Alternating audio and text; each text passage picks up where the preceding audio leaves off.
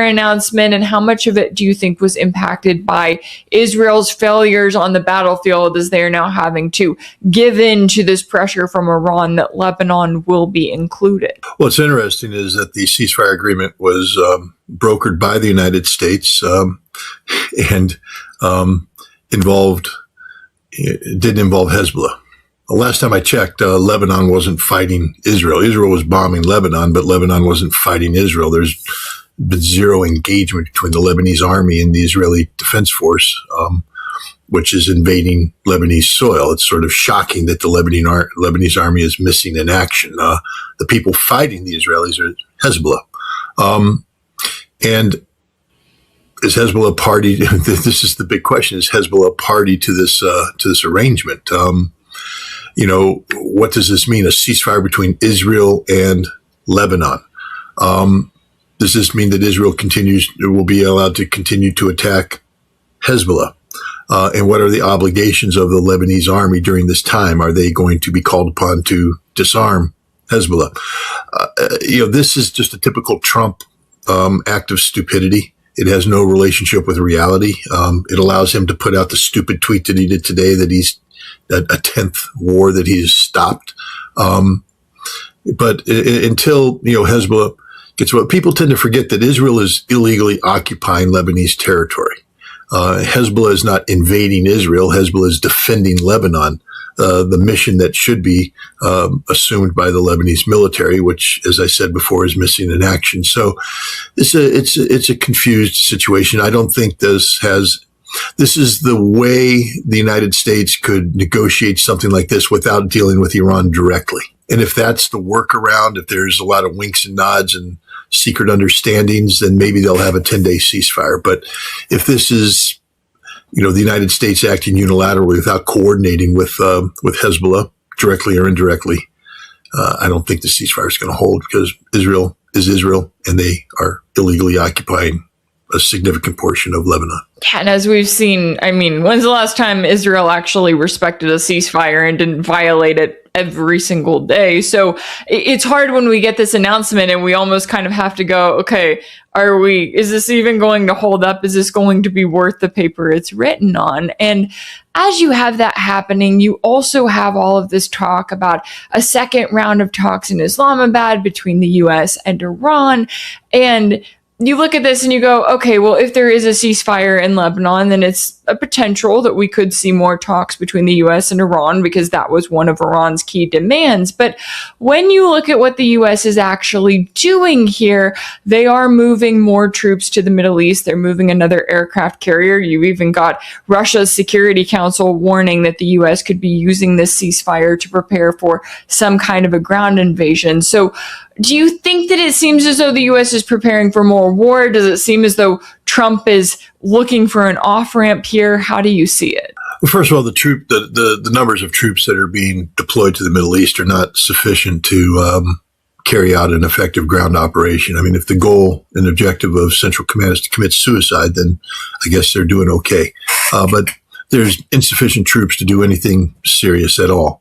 Another aircraft carrier is meaningless. What is the United States going to do? Bomb more buildings? And what buildings are they going to bomb? Let's be curious to see what their target deck is, because one would think that all the priority targets have already been struck by the United States in previous campaigns. The bottom line is we don't know what we're bombing. We have no clue what we're bombing. We're not bombing anything of value. We've accomplished nothing in Iran except blowing up empty buildings and killing civilians. We've had zero impact on Iran's ability to carry out its core deterrence posture, which is ballistic missile and drone launch. We have not interdicted these at all in any meaningful fashion. This is why the war came to an end, because we weren't able to stop Iran. Iran was getting stronger, and Iran had done a very effective job of striking American targets, of Israeli targets, and Gulf Arab nation targets. And there was nothing anybody could do to stop the Iranians from continuing this. Iran had full control of the Strait of Hormuz, and there wasn't anything we could do to take that away from them. And we couldn't even make a secret grab for Iran's nuclear material, because that ended up with a Desert One type debacle in an agricultural airfield, dozen kilometers, southwest of Isfahan. So, what are we going to do? Continue failing because we don't have a plan. We have no idea what we're doing. We're sending troops to do what? A brigade of 82nd Airborne. Do you know how quickly they will die? Where's the backup? They're seasoned an airfield to do what? How are you going to get mechanized forces deployed there? Where are they going to offload? Where are they going to come from? I mean, nothing's happening of significance. This is all posturing. This is all show. I believe the United States has reached the maximum, effort in terms of their escalatory ladder using conventional warfare. There's nothing more we can do. If we continue this conflict, we just continue to fail. And it's an embarrassment. This is why we asked for the ceasefire. Iran didn't ask for the ceasefire. We asked for the ceasefire. We need the ceasefire. Iran doesn't need the ceasefire. China put pressure on Iran because China needs a ceasefire. China needs oil. And so they put the pressure on Iran, but Iran was ready to keep going. They're winning. Why not keep going? They're getting they're doing what they wanted to do. They didn't want this war, but they said if it starts, we know what needs to be done to finish it. And they were doing it. So I think what we're looking at is a situation where Donald Trump has postured to his base, because this is more about politics. This is about national security. This is all about Donald Trump's viability as a presidential leader going into critical midterm elections and what the legacy of the Trump presidency will be. There's a chance that the Republican Party will get swept in the House, which means Trump's legacy he'll finish up 2 years being impeached every day of the week. If he loses the Senate, sufficient numbers, he can be impeached and convicted. Donald Trump doesn't want this. Donald Trump wants to be seen as the greatest president that ever walked the face of the earth. And so Donald Trump needs to get out of this disaster that he created. But he has to get out of it in a way that allows him to spin it to make it look like he accomplished something. So that's what I think is taking place. The two sticking points I think that are going to emerge is that Iran will be allowed to retain limited enrichment capability, but will undertake actions that permanently curtail their ability to enrich to higher levels and limit the amount of materials. And there might even be a moratorium on enrichment. I think the United States will end up taking that deal. And then Donald Trump gets to say what he always said: I got a better deal than Barack Obama's JCPOA, which it would be a better deal from a standpoint of, blocking a theoretical pathway to a nuclear weapon. And the other one will be the revenue stream out of the tariffs imposed by Iran right now, the tolling imposed. This will become a shared revenue stream. How it's broken down is probably the finer negotiating point. But, the Iranians, even though they have possession, they actually don't hold the strongest cards, especially if you're a nation that believes in international law and you want international law complied with. The Strait of Hormuz is international waterways. There's supposed to be unrestricted access. And for Iran to suddenly claim territorial possession of this ownership puts them in opposition to the very international laws they insist the rest of the world complies with. So what I do think is that Iran will enter into an agreement, a treaty relationship between the United States and Gulf Arab states that allows it to, for a period of time, have de facto control over the strait, charge these tolls, but the revenues will be shared, and there'll be no restrictions of this. This is a security guarantee for Iran. Iran must be able to tighten down on the Strait of Hormuz at any time other nations fail to comply. But having the United States involved as well in the revenue stream is also a security guarantee because, the United States wants to keep that income flow going. So I think these are the two areas that we have a lot of technical discussions taking place. People need to understand that although the major players aren't in Islamabad, there's an American negotiating team and an Iranian negotiating team in there right now working nonstop to hammer out these technical details. If Professor Morandi was correct, and I always assume he is because he's an honest man, they were this close to signing a deal, the Islamabad Memorandum of Understanding. And when J.D. Vance walked away, I think there's a deal ready to be signed. We just need a political climate that is favorable to the President of the United States for that deal to be signed. Because right now, void of such a climate, it would look like an American surrender. and he needs to find a way to spin it into an American success. Yeah, and it'll be interesting to see if he can do that. And when it comes to the political climate, exactly as you're describing it, I know that one of the sticking points from the day of talks that we had in Islamabad were all of these calls coming in, some of which were coming from Netanyahu, because of course Netanyahu has been desperate for a war with Iran. And I know that there's a lot of concern still there about the role that Israel would play, right? Even if the U.S. is in a position where Trump can say, oh, we made this deal, right? We got these points figured out. Everything's good. I got a better deal.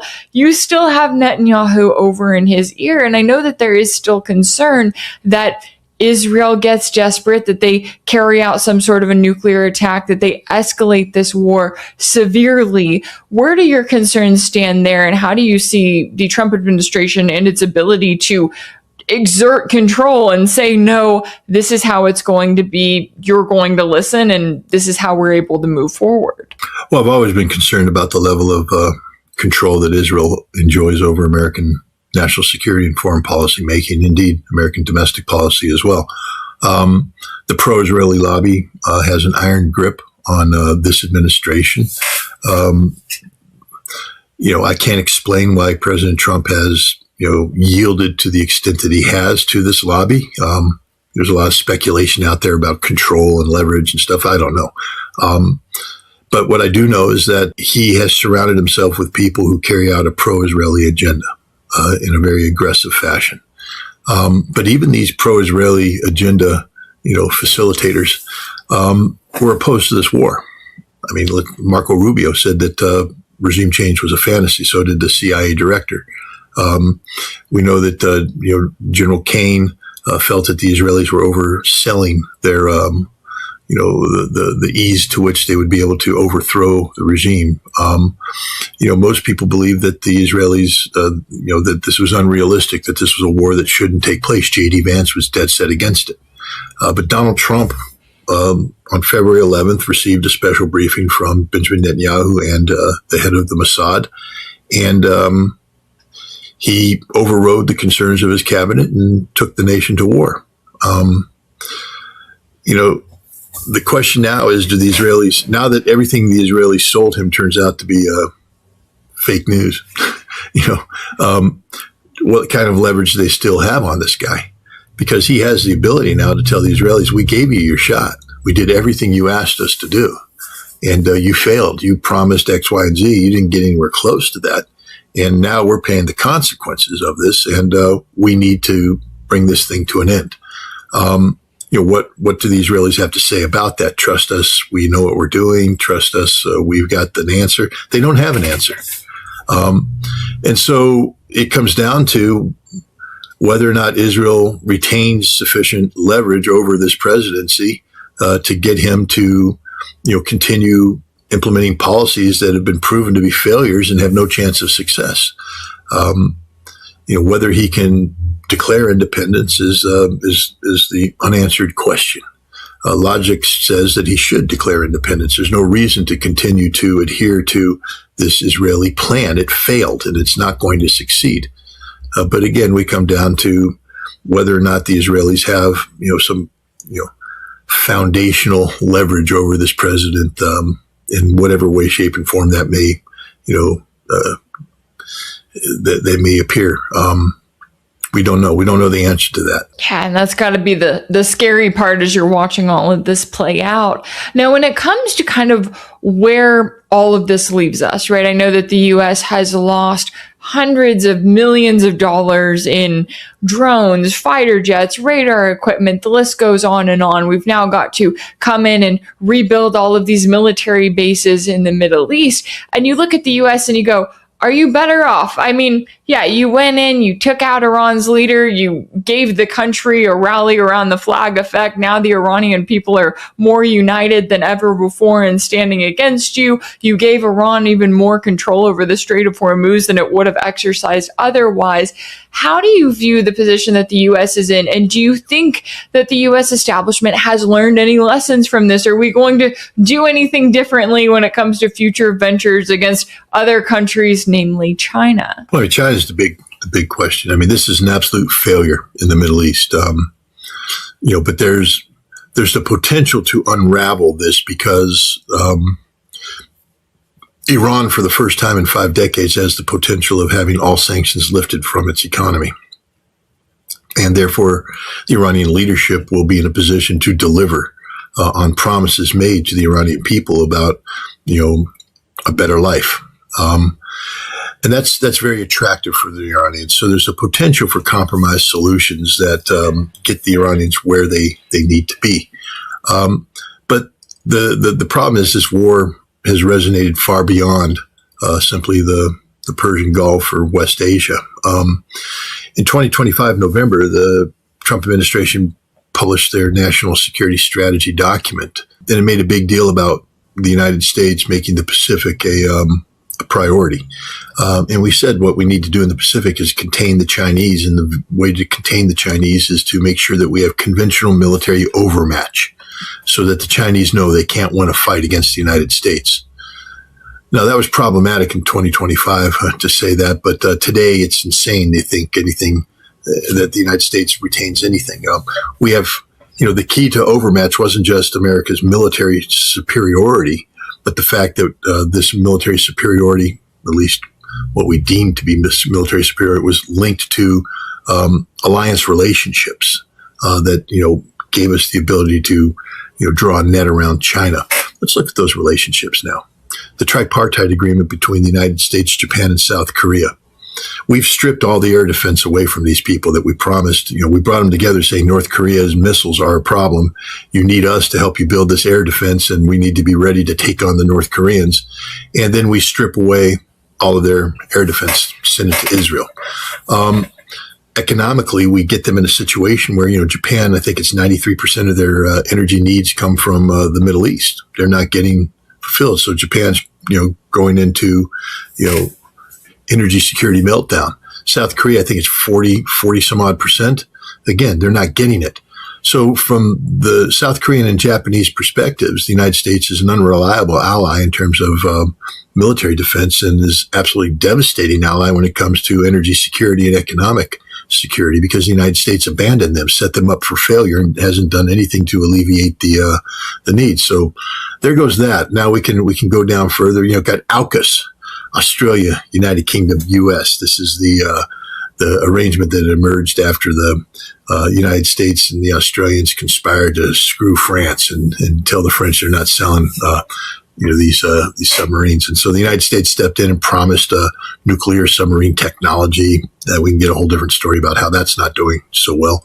But the point is, you have AUKUS, which is supposed to be focused on, securing the South Pacific from China with these submarines, the British, the Americans, and now the Australians and their submarine force.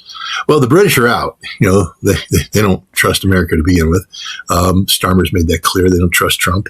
And Australia's done. I mean, they don't have any energy.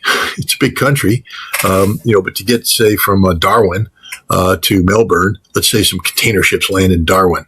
To get that stuff to Melbourne, you have to go on a road. They have giant trucks, and those trucks run on diesel. There is no more diesel in Australia, which means trucks aren't driving, which means goods aren't being shipped, which means that there's empty, shelves in stores. This is the reality of Australia. They're going through quite an emergency crisis right now. To make matters work, the second largest refinery, there's only two, is on fire, and they're not able to produce refined petroleum products right now. So, Australia's out, the United Kingdom's out, so there is no AUKUS. Then we got the Quad. That's another one of those things that the Americans set up with the Japanese, the Indians, the Australians, in America. We got the Quad. Well, I already said the Japanese are out. Australia's out. So now we got the duo, India and the United States. And India's like, we need energy that you're threatening us with. India got screwed by the United States. If you remember, the United States put pressure on India to stop buying Russian oil. And so some Indian companies stopped buying Russian oil. And then the war came along and they were desperate for energy, and now they have to buy Russian oil, but instead of getting it at, $20, $30 a barrel, they're paying full market value for it. So it's destroying India's economy. But India needs energy security. The United States isn't providing it. So there goes the Quad.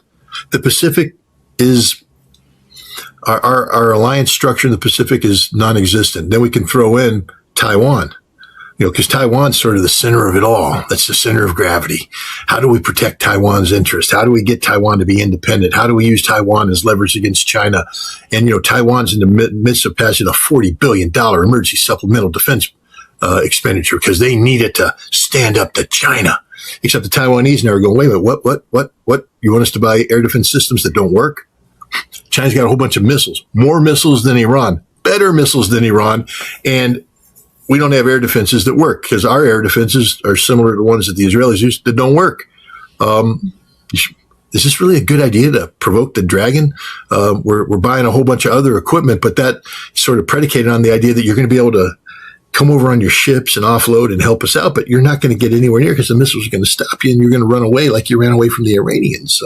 So the Taiwanese are sort of in a quandary here. So they send the head of the opposition party, Miss Chang, with the Kuomintang, flies over, meets with Xi Jinping, the president of China.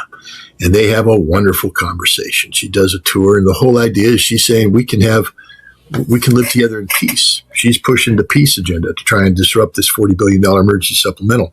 And it's just curious what happened here because, China's been pushing one China policy. And then they have another one, which is two systems, one government, or something like that. These are the big talking points. But the original was the 1992 understanding, a consensus. That's the original one. And the ruling party right now, the Democratic People's Party, I guess in Taiwan, they canceled. Said we won't even talk about that. That's the only thing Chang and Xi talked about. They didn't talk about one China. They didn't talk about, one man, two systems. They talked about the 1992 consensus. Because, that's the agreement that was originally reached between Kuomintang and the Communist Party of China. So they're back to basics, which is fascinating. Then the other thing that happened is recognizing the political sensitivities. Xi Jinping backed out from a joint statement. And he allowed Chang to make a unilateral statement, meaning she gets to define how she wants to sell this. China wouldn't put any pressure on her, and she sold it very strongly in terms of looking for peaceful outcomes. And Xi Jinping was happy with what he said, so immediately afterwards, things start happening in terms of deals and things like that. So Taiwan's not playing the Trump war game either. That's specific. We lost the Pacific because of Iran. Europe's gone. Europe's finished. We're out of Europe. They don't want to have anything to do with us. They hate us. They despise us. Europe's desperately looking to find how to create a NATO without America, because not only is it that America doesn't want to play anymore, but Europe's saying we don't want you to play. I mean, there's just more harm to Europe than not by having America as an unreliable ally. The problem is Europe is not in a place to replace the United States. They don't have the economy to do it. They don't have the defense industry to do it. They don't have the leadership to do it. But that's the direction they're moving. So Europe's history. So we lost Europe. We lost the Pacific. And we also lost the notion of the invincibility of the American military. So Trump's in a lot of trouble. This war has done a lot of harm to the United States. And you would think that they would have learned something from their proxy war against Russia, right? Because everything that you're describing there, it's like we could have learned so many lessons from the war in Ukraine, looking at the position that the U.S. is in, looking at the U.S. overselling itself and trying to get into another one of these endless wars and not taking into account who they are going up against. The last thing I wanted to bring up, when it comes to what you're keeping an eye on in the days to come, especially as we now have, what's supposed to be 2 ceasefires ongoing, possible talks in Islamabad, what are you going to be keeping an eye on here when it comes to this overall conflict? Islamabad. I think, again, I could be wrong, because we're in the predictive analysis business, and who knows? Trump has been very unpredictable, but I think the United States has maxed out its escalation capabilities. Politically, Trump's in a lot of trouble, and continuing a war that can't be won, just continuing failure upon failure upon failure, isn't good politics. It'll be harmful to Gulf Arab states. It'll be harmful to U.S.-European relations would be extraordinarily harmful to the Pacific. Trump can't keep up the charade of, a successful blockade forever. Eventually, people are going to be asking questions like, why are all the ships leaving Iran and going everywhere they want to go in the world with all the energy they want to bring? Questions the Trump administration doesn't want to answer because they're claiming that they are very successful in this blockade. I think that we're looking at a peace deal.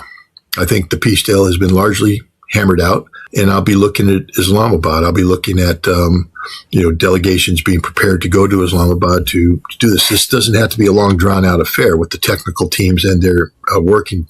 The deal can be pretty much done, faxed to the appropriate people, and they just show up for a one-day signing ceremony and get the hell out of there. This is what I'm looking at. I'm not too concerned about the deployment of American military forces into the region because it's insufficient to actually move the needle at all when it comes to, being able to compel Iran to do anything.